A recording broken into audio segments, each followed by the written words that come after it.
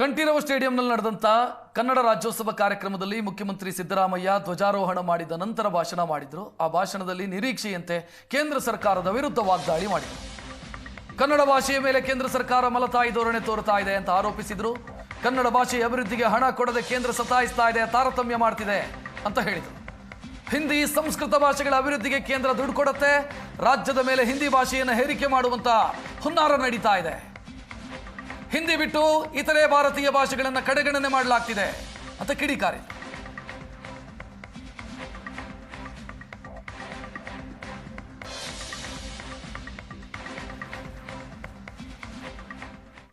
ಸರ್ಕಾರವು ಕಳೆದ ಕೆಲವು ವರ್ಷಗಳಿಂದ ಮಲತಾಯಿ ಧೋರಣೆಯನ್ನು ತೋರುತ್ತಿದೆ.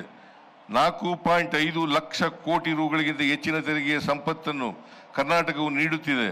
ಆದರೆ ನಮಗೆ ಬಿಡಿಗಾಸು ಕೊಟ್ಟು ಪ್ರತಿ ವರ್ಷ ಸಾವಿರಾರು ಕೋಟಿ ರೂಪಾಯಿಗಳನ್ನು ವಂಚಿಸುತ್ತಿದೆ.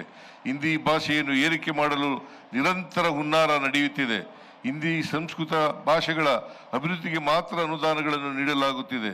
ಕನ್ನಡವೂ ಸೇರಿದಂತೆ ಉಳಿದ ದೇಶ ಭಾಷೆಗಳನ್ನು ನಿರ್ಲಕ್ಷಿಸಲಾಗುತ್ತಿದೆ.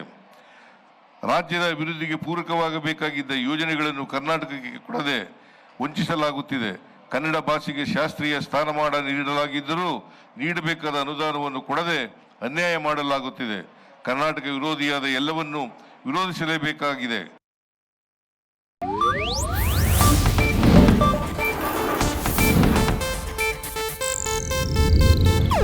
ಇದು ಏಷ್ಯಾನೆಟ್ ನ್ಯೂಸ್ ನೆಟ್ವರ್ಕ್ ಪ್ರಸ್ತುತಿ.